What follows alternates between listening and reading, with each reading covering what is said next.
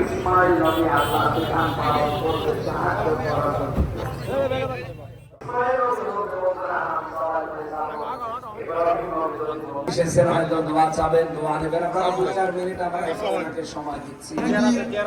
বাংলাদেশ জাতীয়তাবাদী দল গাজীপুর মহানগর শাখার বিপ্লবী সাধারণ সম্পাদক জননন্দিত জননেতা মঞ্জুরুল করিম মলিনা আমাদের মধ্যে এসে উপস্থিত হয়েছেন। গাজীপুরবাসী শিরিক মুক্ত জীবন তৈরি করলে আমার আল্লাহর পক্ষ থেকে নিরাপত্তা আসে। এর প্রমাণ কাবার চত্বর। যেহেতু কাবার চত্বরে প্রবেশ করলে ওই জায়গাটাতে আল্লাহ নিজে নিরাপত্তা দিয়ে দেয়।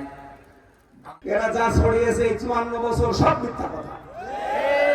এতদিন ওরা আমাদেরকে দাবিয়ে রাখতো যে এই দেশে সাম্প্রদায়িক সম্প্রীতি নষ্ট হয়, এদেশে দাঙ্গা হয়, অন্যান্য ধর্মের যারা আছে তারা অনিরাপদ। এগুলো যে মিথ্যা কথা মাইক্রোসফট সবগুলো প্রকাশ করে দিয়েছে।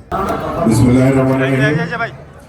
আজকে এই দিনাজপুর নবজাগরণ ফাউন্ডেশনের উদ্যোগে আয়োজিত তাফসীরুল কোরআন মাহফিলে উপস্থিত ধর্মপ্রাণ মুসল্লিগণ এবং প্রিয় গাজীপুরবাসী, পর্দার আড়ালে মা বোনরা, আসসালামু আলাইকুম।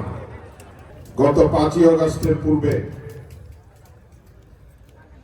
যে খুনি সরকার, মাফিয়া সরকার, ফ্যাসিবাদ হাসিনার সরকার গত 15 বছর এই বাংলাদেশে যে দুঃশাসন চালিয়েছিল তা আমরা সকলেই জানি। এই সরকার ছিল একটি ইসলাম বিদ্বেষী সরকার, ঠিক কিনা? আমাদের আলেম ওলামাদের উপরও তারা নির্যাতন করেছে। দাড়ি টুপি দেখলেই তাদের শরীরে আগুন জ্বলে যাইত। এবং আপনাদের প্রিয় নেতা, গাজীপুরের মা ও মাটি মানুষের নেতা অধ্যাপক মান্নান সাহেব, যাকেও তারা 34টি মিথ্যা মামলা দিয়ে মাসের পর মাস, দীর্ঘ 28 মাস তাকে কারাবন্দী রেখেছে এবং মৃত্যুর দিকে ঠেলে দিয়েছে। বন্ধুগণ, এই জুলাই আগস্টে, শুধু জুলাই আগস্টে 2000 আমাদের জনতাকে, ছাত্র জনতাকে হত্যা করা হয়েছে। 65 জন শুধু শিশুকে হত্যা করা হয়েছে। বন্ধুগণ, 65 জন শিশু। সুতরাং আল্লাহ অহংকারী এবং সীমা লঙ্ঘনকারীকে পছন্দ করেন না। আমরা আশা করছি এই সরকার একটি নির্বাচন দিবে, যে সুষ্ঠু নির্বাচনের মধ্যে দিয়ে আমরা বিএনপি যদি রাষ্ট্র পরিচালনার দায়িত্ব পাই, তাহলে আমরা জনগণের দল হিসেবে আপনাদের কাজ করব, জনগণকে সাথে নিয়ে এবং নতুন করে বাংলাদেশটাকে গড়ব।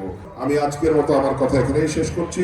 হুজুর এখন মোনাজাত করবেন, আমরা সকলে দোয়ায় অংশগ্রহণ করি। আসসালামু আলাইকুম। আল্লাহুম্মা আমিন। বিলাজিম রব্বানা আতিনা ফিদ দুনিয়া হাসানা ওয়া ফিল আখিরাতি হাসানা ওয়া কিনা আযাবান নার। রব্বুল আলামিন 2006 অক্টোবর থেকে শুরু করে 24 5 আগস্ট পর্যন্ত যত মানুষ এই ফ্যাসিস্টদের হাতে জীবন দিয়েছে, প্রত্যেকটি মানুষকে এই শাহাদাতের সর্বোচ্চ মাকাম দান করো আল্লাহ। লা ইলাহা ইল্লাল্লাহু মুহাম্মাদুর রাসূলুল্লাহ।